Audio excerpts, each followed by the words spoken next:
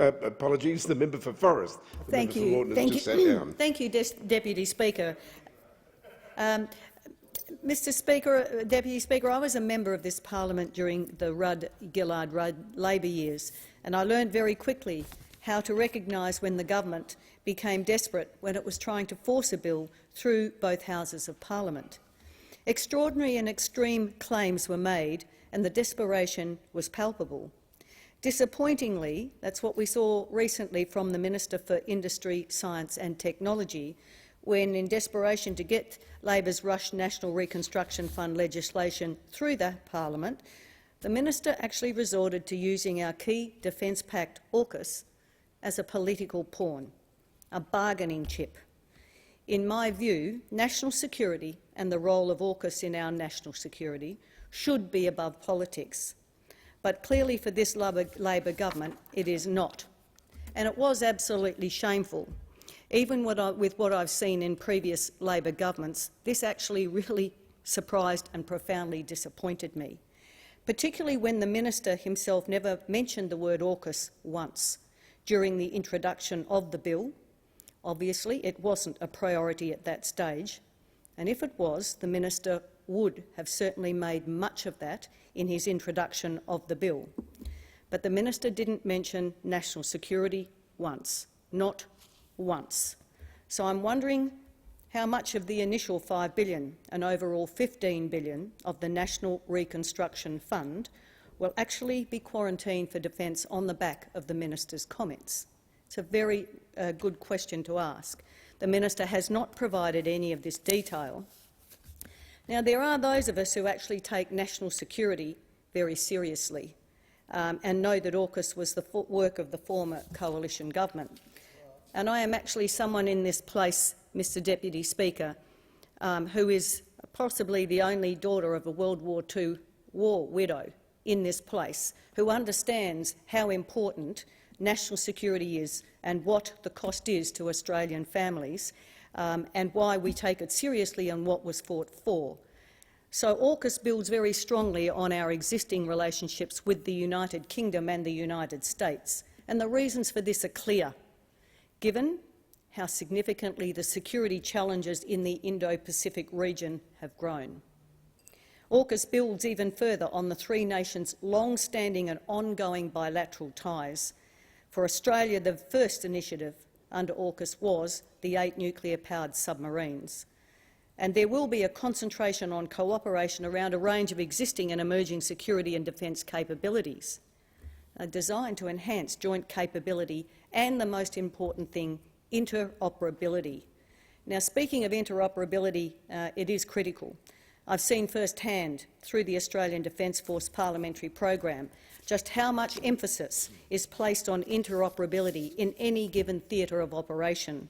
In RIPAC, for instance, the world's largest international maritime exercise in 2022 saw approximately 1,600 Australian Defence Force personnel join 26 international partners in RIMPAC exercises, held across training areas in and around the Hawaiian Islands and Southern California from 29 June to the 4th of August.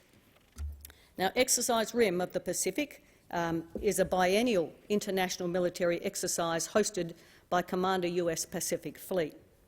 The ADF was really committed, and it was a substantial commitment, with the ships Canberra, Supply and Warramunga, the RAAF P-8A Poseidon aircraft of submarine mine warfare and clearance diving capabilities, and a joint landing force led by the 2nd Battalion Royal Australian Regiment, accompanied by personnel and capabilities from across Australian Army units. And RIMPAC, as we know, aims to be the premier joint combined maritime exercise and enables Australia to strengthen international partnerships and enhance that interoperability piece and improve readiness for a wide range of potential operations, something that is becoming more and more critical in our regions. So, the interoperability piece is critical, and the original plans for AUKUS was to focus on cyber capabilities, artificial intelligence, quantum technologies and additional undersea capabilities. I was recently briefed on the cyber capabilities and issues, both here in Canberra by our defence members here and in Edinburgh. Now, given that AUKUS is such an historic opportunity for the three nations, working with like-minded allies and partners, aimed at sharing our shared values and promoting security, it is very important. But this is a Labor government during the Rudd-Gillard-Rudd years never built one ship. And if the government was really serious about AUKUS in relation to this bill and anything else, it should be focused on energy security. After all, energy security is national security, Mr Deputy Speaker. And given those challenges in the Indo-Pacific, surely energy security should be at the top of the government's priority list, even with this bill, given AEMO's recent 2022 electricity statement, which said that there is an urgent need for additional dispatchable power and projects. As we know, gas continues to play a critical role, but there are questions around whether there will be shortages of gas and shortages of energy. Again, given Labor's very rushed energy price cap legislation just before Christmas, putting price caps on energy, and we know this will have an impact on gas exploration, extractions, plans, investment and future manufacturing. We know that the Victorian Labor government has demonised gas, and genuinely Labor does not see gas as a critical and transitional energy, which it is. Now, Labor's much-hyped plans for renewable generation, transmission and storage are not delivering. And I remember the Minister for Energy at the AFR Energy and Climate Summit saying we will need to install 47 megawatt wind turbines every month till 2030, and at the same time more than 22,500 megawatt solar panels installed every day, 60 million by 2030. And 10,000 odd kilometres of transmission lines and corridors. And if the decision is green hydrogen, I actually saw a map that showed that it would require 25% of Australia's landmass, regional areas, to be covered by solar panels to do so. And then there's the wind turbine issue as well. And AEMO's latest report on the state of Australia's energy grid is a clear warning that the Labor government's energy policies are failing. The report shows Labor's rush to bring on the early closure of power stations and delays to the Kurri Kurri gas plant as key drivers of the deterioration in the grid stability since the coalition was in government. Under Labor, Australian households and businesses are not only being hit with higher energy prices, but now they're being told to brace for potential blackouts as well. And as I've said, energy security is national security. How on earth, as a nation, can we deal with national security challenges when we're facing, in our own region, when we're facing a lack of reliable, affordable and dispatchable power? Even in Western Australia, which sits outside the national energy market, we're facing power shortages. The state government has plans to shut down all coal-fired power by 2029. Even the privately owned Blue Waters power station may close as well. Combined, this will take out 1,440 megawatts of baseload power out of the system. And Dr Steve Thomas, the Shadow Minister for Energy, recently belled the cat when he said the current plan cannot be delivered by 2029 and it cannot supply the state's power needs. He went on to say that the WA State Labor government has no plans for storage of renewables at night, and that building battery storage to last overnight will cost at least $7 billion, twice the cost of the state government's entire transition plan budget. Steve Thomas also highlighted that in the transition process, the WA state government will also have to change its ageing gas generation fleet, from peaking stations to baseload, just to try to keep the lights on. But the Labor state government actually doesn't have sufficient gas stations to deliver both baseload and peaking power. In recent months, we've seen 100,000 tonne of coal imported from Newcastle in New South Wales to Collie, and an unprecedented, and this is an up-to-date figure only, of $19.5 million in a WA taxpayer-funded grant given to Collie coal miner Griffin Coal. Well, Griffin supplies Blue Waters Power Station and South 32's Worsley Alumina Refinery, and this is manufacturing, of course. of alumina from bauxite. And of course the viability of Premier and Griffin are in the firing line through the state Labor government's decision to shut down all of those coal-fired power stations by 2030, but without other sources of reliable, dispatchable and affordable power. I recently read where a former director of WA state-owned energy retailer Synergy said that blackouts are inevitable in WA and the state's key energy grid is headed for disaster under the McGowan government's plans.